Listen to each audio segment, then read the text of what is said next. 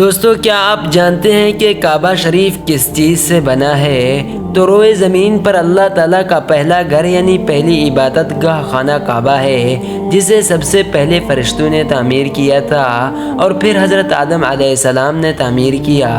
اور جب طوفان نوح آیا تو کعبہ شریف کو آسمان پر اٹھا لیا گیا تھا۔ تو پھر کئی سالوں کے بعد اللہ تعالیٰ نے حضرت ابراہیم علیہ السلام کو حکم دیا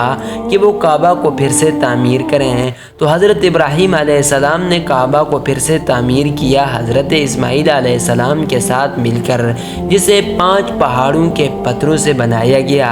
یعنی طور سینا، طور زیتہ، جودی پہاڑ، لبنان اور ہرہ۔ ان 5 پہاڑوں کے پتھر سے کعبہ شریف بنا، اور حضرت ابراہیم علیہ السلام نے کعبہ کی تعمیر نہ کسی مٹی سے کی اور نہ کسی چونے سے، بلکہ پتھر پر پتھر رکھ دے گئے، اور ہر وقت آپ کی مدد کے لیے حضرت جبرائیل علیہ السلام آپ کے ساتھ موجود تھے۔ تو اس طرح سے کعبہ شریف بنا۔